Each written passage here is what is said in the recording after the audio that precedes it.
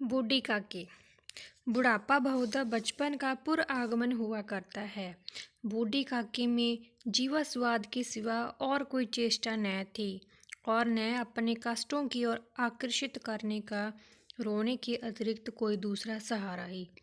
समस्त इंद्रियां, नेत्र, हाथ और पैर जवाब दे चुके थे। पृथ्वी पर पड़ी रहती थी और घर वाले कोई बात उनकी इच्छा के प्रतिकूल करते, भोजन का समय टल जाता या उसका परिमाण पूर्ण न होता अथवा बाजार से कोई वस्तु आती और न मिलती तो ये रोने लगती थी। उनका रोना सिसकना साधारण रोना न था, वे गला फाड़ फाड़ कर रोती थी। उनके पतिदेव को स्वर्ग सिधारे कालांतर हो चुका था। बेटे तरुण हो कर चल बसे थे। अब एक भतीजे के सिवा कोई न था। उसी भतीजे के नाम उन्होंने अपनी सारी संपत्ति लिख दी थी। भतीजे ने सारी संपत्ति लिखाते समय खूब लंबे चौड़े वादे किए थे, किंतु वे सब खोखले निकले। यद्यपि उस संपत्ति की वार्षिक आय 150-200 रुपये से कम न थी, तथापि बूढ़ी काकी को पेट भर भोजन भी बड़ी कठिनाई से मिलता था। इसमें उनके भतीजे पंडित बुद्धिराम का अपराध था अथवा उनकी अर्धांगिनी श्रीमती रूपा का, इसका निर्णय करना सहज नहीं। बुद्धिराम स्वभाव के सज्जन थे, किंतु उसी समय तक जबकि उनके कोष पर कोई आँच न आए। रूपा स्वभाव से तीव्र थी सही, पर ईश्वर से डरती थी। बूढ़ी काकी को उसकी तीव्रता न खलती थी जितनी बुद्धिराम की बलमनसाहत। बुद्धिराम को कभी कभी अपने अत्याचार का खेद होता था। विचारते कि इसी संपत्ति के कारण मैं इस समय बलमानुष बन बैठा हूँ। यदि मौखिक आश्वासन और सूखी सहानुभूति से स्थिति में सुधार हो सकता है तो उन्हें कदाचित कोई आपत्ति न होती, परंतु विशेष खर्च का भय उनकी सुचेष्टा को दबाए रखता था। यहाँ तक कि यदि द्वार पर कोई भला आदमी बैठा होता और बूढ़ी काकी उस समय अपना राग अलापने लगती तो वह आग बबूला हो जाते और घर में आकर उन्हें जोर से डांटते। माँ बाप को देखकर बच्चे भी बूढ़ी काकी को तंग करते। कोई सताता, कोई चुटकी काट कर भागता, कोई उन पर पानी की कुल्ली कर देता। काकी चीख मार कर रोती, परंतु यह बात प्रसिद्ध थी कि वह केवल खाने के लिए रोती है। उनके संताप और आर्तनाद पर कोई ध्यान नहीं देता था। काकी क्रोधित होकर बच्चों को गालियां देने लगती तो रूपा घटनास्थल पर आ पहुंचती। इस भय से काकी अपनी जीवा कृपाण का कदाचित ही प्रयोग करती थी। रात का समय है। बुद्धिराम के द्वार पर शहनाई बज रही थी और गांव के बच्चों का झुंड विस्मयपूर्ण नेत्रों से गानों का आनंद ले रहा था। चार पाइयों पर मेहमान विश्राम करते हुए नाइयों से मुक्कियां लगवा रहे थे। समीप खड़ा हुआ बाट विद्रावली सुना रहा था और कुछ मेहमानों की वाह वाह पर ऐसा खुश हो रहा था मानो इस वाह वाह का यथार्थ में वही अधिकारी है। आज बुद्धिराम के बड़े लड़के मुखराम का तिलक आया है। यह उसी का उत्सव है। घर के भीतर स्त्रियां गा रही थी और रूपा मेहमानों के लिए भोजन के प्रबंध में व्यस्त थी। भट्टियों पर कड़ाह चढ़ रहे थे। एक में पूड़ियाँ कचौड़ियाँ निकल रही थी, दूसरे में अन्य पकवान बनते थे। एक बड़े हंडे में मसालेदार तकरारी पक रही थी। घी और मसालों की सुगंधी चारों ओर फैली हुई थी। बूढ़ी काकी अपनी कोठरी में शोकमय विचार की भांति बैठी हुई थी। वह स्वाद मिश्रित सुगंध उन्हें बेचैन कर रही थी। वे मन ही मन विचार कर रही थी, संभवतः मुझे पूड़ियाँ न मिलेगी। इतनी देर हो गई है, कोई भोजन लेकर नहीं आया। मालूम होता है सब लोग भोजन कर चुके हैं, मेरे लिए कुछ न बचा। यह सोचकर उन्हें रोना आया, परंतु ऐशकुन के भय से वह रो ना सकी। आहा, कैसी सुगंध है! अब मुझे कौन पूछता है, जब रोटियों के ही लाले पड़े हैं, ऐसे भाग्य कहाँ कि भरपेट पूड़ियाँ मिले। यह विचार कर उन्हें रोना आया। कलेजे में हुक सी उठी, परंतु रूपा के भय से उन्होंने फिर मौन धारण कर लिया। बूढ़ी काकी देर तक इन्हीं दुखदायक विचारों में डूबी रही। घी और मसालों की सुगंधी रह रहकर मन को आपे से बाहर किए देती थी। मुंह में पानी भर आता था। पूड़ियों का स्वाद स्मरण करके हृदय में गुदगुदी होने लगती थी। किसे पुकारूं? आज लाडली बेटी भी नहीं आई। दोनों छोकरे सदा दिख किया करते हैं, आज उनका भी नहीं पता कहाँ चले गए। बूढ़ी काकी की कल्पना में पूड़ियों की तस्वीर नाचने लगी। खूब लाल लाल फूली फूली नरम नरम होगी। रूपा ने भली भांति भोजन किया होगा। कचौड़ियों में अजवाइन और इलायची की महक आ रही होगी। एक पूड़ी मिलती तो जरा हाथ में लेकर देखती। क्यों ना चल कर कड़ाह के सामने ही बैठूं। पूड़ियाँ शन शन कर तैयार रही होगी। कड़ाह से गर्म गर्म निकाल कर थाल में रखी जाती होंगी। फूल हम घर में भी सूंघ सकते हैं, परंतु वाटिका में कुछ बात ही अलग होती है। इस प्रकार निर्णय करके बूढ़ी काकी उकड़ू बैठकर हाथों के बल सरकती हुई बड़ी कठिनाई से चौखट से उतरी और धीरे धीरे रेंगती हुई कड़ाह के पास आ बैठी, जहाँ आने पर उन्हें उतना ही धैर्य हुआ जितना भूखे कुत्ते को खाने वाले के सामने बैठने में होता है। उस समय रूपा कार्यभार में व्यस्त हो रही थी। कभी इस कोठे में जाती, कभी उस कोठे में, कभी कड़ाह के पास आती, कभी भंडार में जाती। किसी ने बाहर से आकर कहा, महाराज ठंडाई मांग रहे हैं। ठंडाई देने लगती। इतने में फिर किसी ने आकर कहा, बाट आया है, उसे कुछ दे दो। बाट के लिए सीधा निकाल ही रही थी कि एक तीसरे आदमी ने आकर पूछा, अभी भोजन तैयार होने में कितना विलंब है? जरा डोल मजीरा उतार दो। बेचारी अकेली सत्री दौड़ते दौड़ते व्याकुल हो रही थी, झुंझलाती थी, परंतु क्रोध प्रकट करने का अवसर न पाती थी। भय होता कहीं पड़ोसनी यह न कहने लगे कि इतने में उबल पड़ी। प्यास से स्वयं कंठ सूख रहा था। गर्मी के मारे फूंक की जाती थी, परंतु इतना अवकाश नहीं था कि जरा पानी पी ले अथवा पंखा लेकर जले। यह भी खटका था कि जरा आंख हटी और चीजों की लूट मची। इस अवस्था में उसने जब बूढ़ी काकी को कड़ाह के पास बैठी देखा तो वह जल गई। क्रोध न रुक सका। इसका भी ध्यान रहा कि पड़ोसनी क्या सोचेगी, पुरुष क्या सोचेंगे। जिस प्रकार मेंढक को केंचुए पर झपटता है, उसी प्रकार वह बूढ़ी काकी पर चपटी और उन्हें दोनों हाथों से झटक कर बोली, ऐसे पेट में आग लगे? पेट है जब भाड़। कोठरी में बैठते हुए क्या दम घुटता तेरा? अभी मेहमानों ने नहीं खाया, भगवान को भोजन नहीं लगा, तब तक धैर्य न हो सका, आकर छाती पर सवार हो गई। जल जाए ऐसी जीभ, दिन भर खाती है, न जाने किसकी हांडी में मुंह डालती। गांव देखेगा तो क्या कहेगा, बुढ़िया को भरपेट भोजन नहीं मिलता। डायन ना मरे ना मांचा छोड़े, ना बेचने पर लगी है, नाक कटवा कर दम लेगी। इतना ठूंसती है, ना जाने कहाँ भस्म हो जाता है। भला चाहती हो तो जाकर कोठरी में बैठो, जब घर के लोग खाने लगेंगे तब तुम्हें भी मिलेगा। तुम कोई देवी नहीं हो कि चाहे किसी के मुंह में पानी न जाए परंतु तुम्हारी पूजा पहले हो जाए। बूढ़ी काकी ने सिर उठाया, न रोई न बोली, चुपचाप रेंगती हुई अपनी कोठरी में चली गई।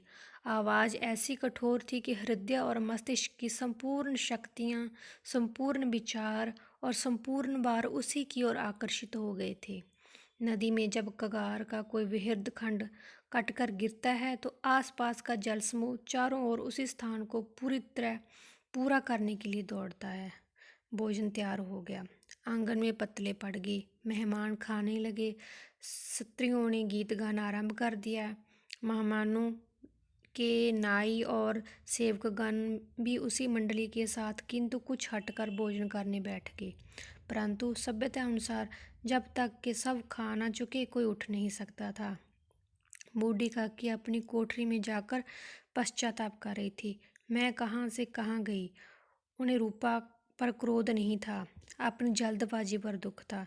सच ही तो है, जब तक मेहमान लोग भोजन न कर चुकेंगे घर वाले कैसे खाएंगे। मुझसे इतनी देर भी न रहा गया, सबके सामने पानी उतर गया। अब जब तक कोई बुलाने न आएगा न जाऊंगी। मन ही मन इसी प्रकार विचार कर वह बुलाने की प्रतीक्षा करने लगी, परंतु घी की रुचिकर सुगंध बड़ी धैर्य परीक्षित प्रतीत हो रही थी। उन्हें एक एक पल एक एक युग के समान मालूम होता था। अब पत्तलें बिछ गई होंगी, अब मेहमान आ गए होंगे, लोग हाथ पैर धो रहे होंगे, नाई पानी दे रहा है, मालूम होता है लोग खाने बैठ गए हैं, जीवनार गाना गाया जा रहा है। यह विचार कर वह मन को बहलाने के लिए लेट गई। धीरे धीरे एक गीत गुनगुनाने लगी। उन्हें मालूम हुआ कि मुझे गाते देर हो गई है। क्या इतनी देर तक लोग भोजन कर ही रहे होंगे? किसी की आवाज़ सुनाई नहीं देती। अवश्य ही लोग खा पी कर चले गए, कोई मुझे बुलाने नहीं आया। रूपा चिढ़ गई। क्या जाने न बुलाए, सोचती हो कि आप ही आएगी। वह कोई मेहमान तो नहीं जो उन्हें बुलाऊं। बूढ़ी काकी चलने के लिए तैयार हुई, यह विश्वास कि 1 मिनट में पूड़ियाँ और मसालेदार तरकारियाँ सामने आएंगी। उसकी स्वाद इंद्रियाँ गुदगुदाने लगा।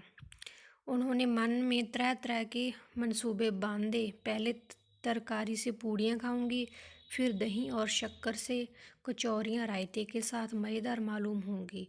चाहे कोई बुरा माने चाहे न माने, मैं तो मांग मांग कर खाऊंगी। यही न लोग कहेंगे कि इन्हें विचार नहीं। कहा करें, इतने दिनों के बाद पूड़ियाँ मिल रही है तो मुंह जूठा करके थोड़े ही उठ जाऊंगी। वह उखड़ू बैठकर हाथों के बल सरकती हुई आंगन में आई। परंतु हाय दुर्भाग्य, अभिलाषा ने अपने पुराने स्वभाव के अनुसार समय की मिथ्या कल्पना की थी। मेहमान मंडली अभी बैठी हुई थी। कोई खाकर उंगलियां चाटता, कोई तिरछी नहरों से देखता था कि लोग अभी खा रहे हैं या नहीं। कोई इस चिंता में था कि पत्तल पर पूड़ियाँ छूटी जाती है, किसी तरह इन्हें भीतर रख लेता। कोई दही खाकर जीभ चटकारता था, परंतु दूसरा दोना मांगते संकोच करता था। इतने में बूढ़ी काकी रेंगती हुई उनके बीच में जा पहुंची। कई आदमी चौंक कर उठ खड़े हुए, पुकारने लगे, अरे यह बुढ़िया कौन है? कहाँ से आ गई? देखो किसी को छू न दे। पंडित बुद्धिराम काकी को देखते ही क्रोधित हो गए। पूड़ियों का थाल लिए खड़े थे, थाल को जमीन पर पटक दिया। जिस प्रकार निर्दयी महाजन अपने किसी बेईमान और भगौड़े कर्जदार को देखते ही झपट कर उस उसको पकड़ लेता है, उसी तरह लपक कर उन्होंने काकी के दोनों हाथ पकड़े और घसीटते हुए लाकर उन्हें अंधेरी कोठरी में दम से पटक दिया। आशा रूपी वाटिका लू के एक झोंके में नष्ट हो गई। मेहमानों ने भोजन किया, घर वालों ने भोजन किया, बाजे वाले धोबी चमार भी भोजन कर चुके थे, परंतु बूढ़ी काकी को किसी ने न पूछा। बुद्धिराम और रूपा दोनों ही बूढ़ी काकी को उसकी निर्जलता के लिए दंड देने का निश्चय कर चुके थे। उनके बुढ़ापे पर, दीनता पर किसी को करुणा न आई थी। अकेली लाडली उनके लिए कुढ़ रही थी। लाडली को काकी से अत्यंत प्रेम था। बेचारी भोली लड़की थी।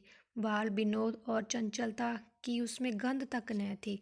दोनों बार बार जब उसके माता पिता ने काकी को निर्दयता से घसीटा तो लाडली का हृदय ऐंठ कर रह गया। वह झुंझला रही थी कि यह लोग काकी को क्यों बहुत सी पूरियां नहीं दे रहे।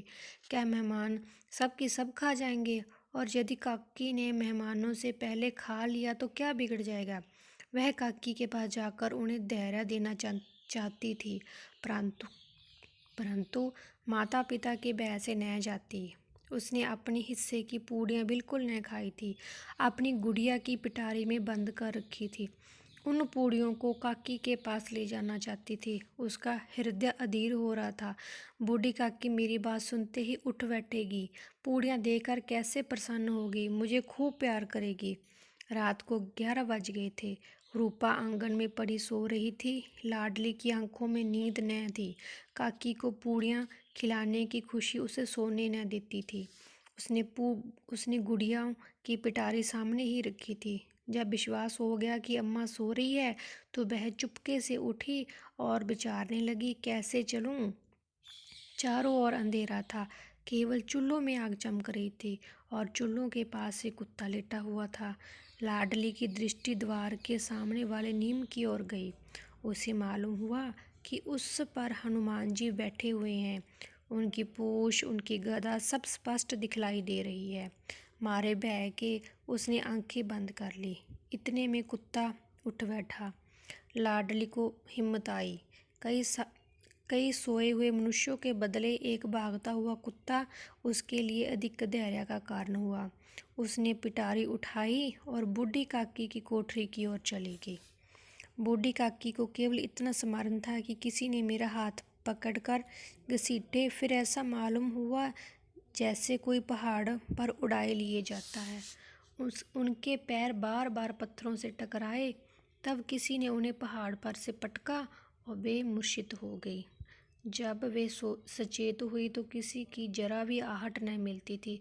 समझी सब लोग खा पी कर सो गए और उनके साथ मेरी तकदीर भी सो गई। रात कैसे कटेगी? राम, क्या खाऊं? पेट में अग्नि दधक रही है। हाय, किसी ने मेरी सुधि न ली। क्या मेरा पेट काटने से धन जुड़ जाएगा? इन लोगों को इतनी भी दया नहीं आई कि ना जाने बुढ़िया कब मर जाए। उसका जी क्यों दुखाएं? मैं पेट की रोटियों ही खाती हूँ और कुछ नहीं। इस पर यह हाल, मैं अंधी अपाहिज ठहरी, न सुनूं न बूझूं। यदि आंगन में चली गई तो क्या बुद्धिराम से इतना कहते न बनता था कि काकी, अभी लोग खा रहे हैं, फिर आना। मुझे घसीटा, पटका। उन्हीं पूड़ियों के लिए रूपा ने सबके सामने गालियां दी। उन्हीं पूड़ियों के लिए इतनी दुर्गति करने पर भी उनका पत्थर का कलेजा नहीं पसीजा। सबको खिलाया, मेरी बात तक न पूछी। जब तब ही न दी तब अब क्या देंगे? यह विचार कर काकी निराश होकर फिर से लेट गई। ग्लानि से गला भर आता था, परंतु मेहमानों के भय से रोती न थी। सहसा उनके कानों में आवाज आई, काकी उठो, मैं पूड़ियाँ लाई हूँ। काकी ने लाडली की बोली पहचानी, चटपट उठ बैठी। दोनों हाथों से लाडली को टटोला और उसे गोद में बैठा लिया। लाडली ने पूड़ियाँ निकाल कर दी। काकी ने पूछा, क्या तुम्हारी अम्मा ने दी है? लाडली ने कहा, नहीं, यह मेरे हिस्से की है। काकी पूड़ियों पर टूट पड़ी। 5 मिनट में पिटारी खाली होगी। लाडली ने पूछा, काकी पेट भर गया? जैसे थोड़ी सी वर्षा ठंडे के स्थान पर और भी गर्मी पैदा कर देती है, उसी भांति इन थोड़ी पूड़ियों ने काकी की इच्छा को और उत्तेजित कर दिया। बोली, नहीं बेटी, जाकर अम्मा से और मांगो। लाडली ने कहा, अम्मा सोती है, जगाऊंगी तो मारेगी। काकी ने पिटारी को फिर टंडोला। उसमें कुछ खुरचन गिरे थे। उन्हें निकाल कर वे खा गई। बार बार होंठ चाटती थी, चटकारे बरतती थी। हृदय में सोच कर रहा था कि पूड़ियाँ कैसे पाऊं। मत वालों को मद का स्मरण करना उन्हें मदांत बनाता है। काकी का अधीर मन इच्छा के प्रबल प्रवाह में बह गया। उचित और अनुचित का विचार जाता रहा। वे कुछ देर तक उस इच्छा को रोकती रही। सहसा लाडली से बोली, मेरा हाथ पकड़ कर वहाँ ले चलो जहाँ मेहमानों ने बैठकर भोजन किया है। लाडली उसका अभिप्राय समझ न सकी। उसने काकी का हाथ पकड़ा और ले जाकर जूठे पत्तलों के पास बैठा दिया। दीन बुढ़िया पत्तलों से पूड़ियों के टुकड़े चुन चुन कर खाने लगी। ओह, दही कितना स्वादिष्ट था, कचौड़ियाँ कितनी सलोनी, खस्ता कितने सुकोमल। काकी बुद्धिहीन होते हुए भी इतना जानती थी कि मैं वह काम कर रही हूँ जो मुझे कदापि न करना चाहिए। मैं दूसरों की जूठी पत्तल चाट रही हूँ, परंतु बुढ़ापा तृष्णा का रोग का अंतिम समय है, जब संपूर्ण इच्छाएं एक ही केंद्र पर आ लगती है। बूढ़ी काकी में यह केंद्र उसकी स्वाद इंद्रियां थी। ठीक उसी समय रूपा की आंखें खुली। उसे मालूम हुआ कि लाडली मेरे पास नहीं है। वह चौंकी, चारपाई के इधर उधर ताकने लगी कि कहीं नीचे तो नहीं गिर पड़ी। उसे वहां न पाकर वह उठी तो क्या देखती है कि लाडली जूठे पत्तलों के पास चुपचाप खड़ी है। बूढ़ी काकी पत्तलों पर से पूड़ियों के टुकड़े उठा उठा कर खा रही है। रूपा का हृदय सन्न हो गया। किसी गाय की गर्दन पर छुरी चलते देखकर जो अवस्था उसकी होती है, वही उस समय हुई।